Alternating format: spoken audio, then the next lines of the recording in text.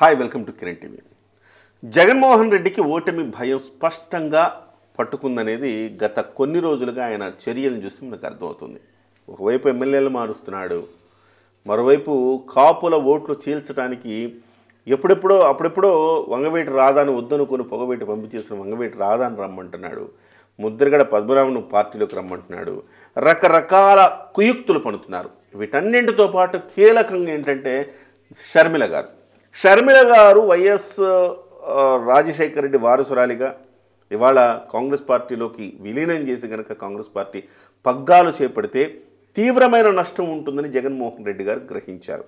Why not 175 అనడం కాదు, అసలు కనీసం అధికారం రావడం అనేది కళ్ళ అనే అంశాన్ని మాత్రం అతను స్పష్టంగా గుర్తించాడు. ఈ నేపథ్యంలో షర్మిలను దువ్వడానికి, ఆమెను ప్రసన్నం చేసుకునేందుకు ప్రయత్నాలు చేస్తున్నాడు. వైవి సుబ్బారెడ్డిని రాయబారం పంపించారు. నయాన భయాన అన్ని రకాలుగా సామదాన వేద దండోపాయాలన్నింటిని కూడా ఆయన ప్రయోగించే ప్రయత్నం చేస్తూ ఉన్నారు. మరి ఎంతవరకు ఇది సక్సెస్ అవుతుంది ఒకసారి మాట్లాడదాం. మనతో పాటుగా ప్రముఖ రాజకీయ విశ్లేషకులు చంద్ర శ్రీనివాస్ గారు ఉన్నారు. నమస్కారం సార్. నమస్కారం కిరణ్ గారు. సార్ ఏంటి సార్, షర్మిల మళ్ళీ పాపం ఆమె ఏదో చాలా త్యాగం చేసేసి ఇవాళ కాంగ్రెస్ పార్టీని విలీనం చేసుకుని ఆమె కాంగ్రెస్ పార్టీ పగ్గాలు చేపడదామనుకునేటప్పటికే మళ్ళీ ఈయన ఒకవైపు బెదిరిస్తూ, ఒకవైపు భయపెడుతూ, మరోవైపు బుజ్జగించే ప్రయత్నం చేస్తున్నాడని వింటున్నాం. ఏంటి సాధ్యమైద్దా? ముందుగా కిరణ్ టీవీ యాజమాన్యానికి మీ అందరికీ నూతన సంవత్సర శుభాకాంక్షలు. ధన్యవాదాలు సార్. మీకు కూడా. మీరు తీసుకున్న టాపిక్లో కొత్త సంవత్సరం అంటే లాస్ట్ ఇయర్ నుంచే జగన్మోహన్ రెడ్డి గారికి స్టార్ట్ అయింది. అనేక ప్రాబ్లమ్స్, కలయికలు స్ట్రాంగ్ అయిపోయినాయి. మనం వై నాట్ 175 అంటున్నాం, అభ్యర్థులు మారుస్తున్నాం, మంత్రులు కూడా మార్చినా గెలిచే పరిస్థితి లేదు, ఇంకొక 60 మందిని మార్చే పరిస్థితి. ఈ సిచ్యువేషన్స్ ఒకవైపు అయితే పవన్ కళ్యాణ్ గారు చంద్రబాబు నాయుడుకి ఇచ్చే భరోసా, ఇంకోవైపు భయం. మూడోది అతి ముఖ్యమైనది ఇప్పుడు మీరు చెప్తున్న ఈక్వేషన్లో భాగంగా సింహం సింగిల్గా వస్తుందని చెప్పి చాలామంది చెప్తుంటారు మంత్రులు.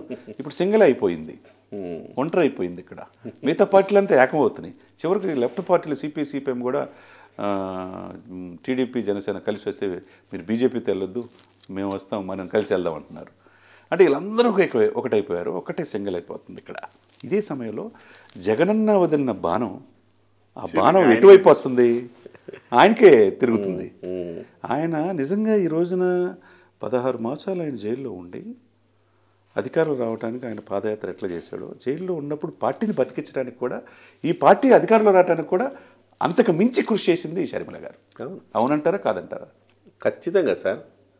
ఆమె ఆడకూతురు చాలా ఇంపాక్ట్, తల్లి చెల్లి ఇద్దరు ఎంత ఇంపాక్ట్ చూపించారు. బై బై బాబు స్లోగన్ ఆమె ద్వారా ఎంత ఫేమస్ అయిపోయింది. అంతే కదా. మరి అటువంటి ఆమెకి అంత ప్రాధాన్యత ఇచ్చారా అంటే ఇవ్వలేదు. అదే సమయంలో వాళ్ళ ఆర్థికంగా కూడా వాళ్ళని ఇబ్బందులు గురి చేసి, ఆయనకి కావచ్చు, ఆమె కావచ్చు, తదనంతరం వచ్చిన ఆస్తుల విషయంలో కావచ్చు, తర్వాత బ్రదర్ అనిల్ విషయంలో. ఇప్పుడు మెయిన్ ఏంటంటే ఇక్కడ బ్రదర్ అనిల్కి సంబంధించిన క్రిస్టియన్ మైనారిటీ దానికి సంబంధించిన కూడా చాలా ఇబ్బందులు గురి చేశారు.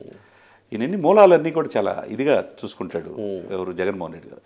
ఆ విషయంలో వాళ్ళ మధ్య విభేదాలు ఇదైపోయినాయి. మనం చూసాం లేదు, శాశ్వత గౌరవ అధ్యక్షురాలని కూడా బుజ్జగించి తీసుకొచ్చి ఆ పదవి కూడా తీసేసుకున్నాడు. అంటే అంటే అంత అభద్రతాభం వచ్చేసింది పార్టీలో. ఎంత అంటే ఆ మనస్తత్వాన్ని మనం ఇక్కడ అధ్యయనం చేయాలి. అవును.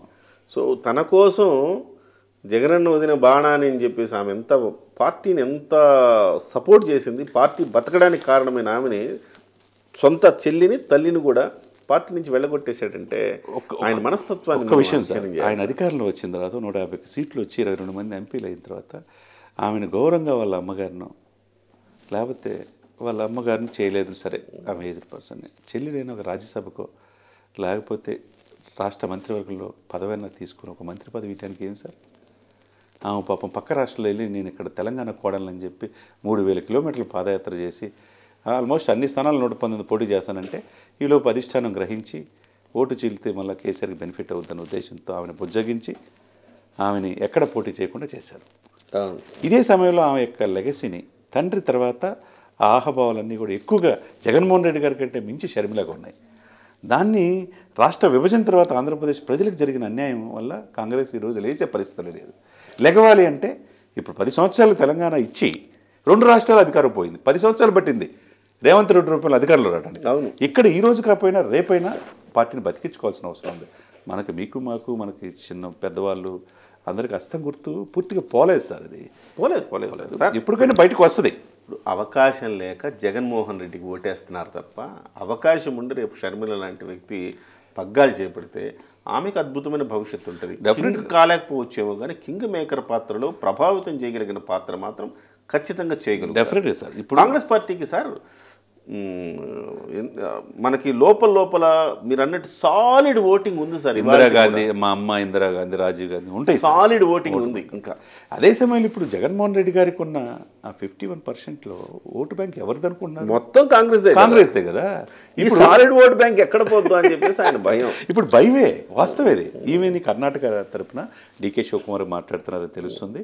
కర్ణాటక రాష్ట్రం తరపున రాజ్యసభకి ఎంపిక చేసి ఆంధ్రప్రదేశ్ పగ్గాలు ఇంకా అప్పచెప్పారు. ప్రాబ్లం ఏంటంటే ఇప్పుడు ఆయనకి భ్రమలు తొలగిపోయినాయి జనానికి. సో కాంగ్రెస్ పార్టీ స్థానంలో వైఎస్ఆర్సీపీ వచ్చేసింది.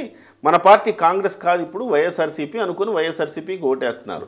మన నాయకుడి కొడుకు కాబట్టి అని వారసత్వం ఒకవైపు. మూడోది ఏంటంటే ఆంధ్రప్రదేశ్ నష్టం చేసింది. కానీ ఇంకో మూడో కారణం రకరకాల ఈ 3-4 కారణాలతోటి ఆయన గంపగుత్తగా కాంగ్రెస్ పార్టీ ఓట్లన్నీ పడ్డాయి సార్. ఇప్పుడు భ్రమలు తొలగిపోయినాయి. ఈయన వల్ల కాదు, రాజశేఖర రెడ్డి పాలనలాగా లేదు ఈయన పాలన, ఈయన వేరే కథ ఉంది అని అర్థమైపోయింది. ఒక్క ఛాన్స్ ఇచ్చారు, అయిపోయింది కథము. ఎక్స్పైరీ డేట్ వచ్చింది రేవంత్ రెడ్డి గారు చెప్పినట్టు. ఈ ఎక్స్పైరీ డేట్ వచ్చిన తర్వాత ఎక్కడికి వెళ్తారు సార్? మళ్ళీ వాళ్ళు ఆప్షన్ లేకపోతే మళ్ళీ తన మాతృ కూటమికి వెళ్ళాల్సి. ఆప్షన్ ఉన్నప్పుడు ఏం చేస్తారు సార్? కాంగ్రెస్ పార్టీకి వెళ్తారు. ఇదే సమయంలో ఇదొకటి ప్రధానమైన ఎదుర్కొన్న జగన్మోహన్ రెడ్డి గారు కొత్త సంవత్సరాలు ఎదుర్కొన్న ఇబ్బందులు ఇది ప్రధానం. షర్మిల అయితే. రెండోది వాళ్ళ బావగారు. అవును, ఇప్పుడు ఈయనకి బలమైన ఓటు బ్యాంక్ దళితులు ఉన్నారు, ఎస్సీలో మాల, వీళ్ళందరూ కూడా మైనార్టీలు. క్రిస్టియన్ ఓట్లన్నీ కూడా సాలిడ్గా వస్తాయి. క్రిస్టియన్స్ ఓట్లన్నిటి కూడా ఆల్రెడీ రాజమండ్రి, కాకినాడ, విశాఖపట్నం మీటింగ్లు పెట్టాడు ఆయన.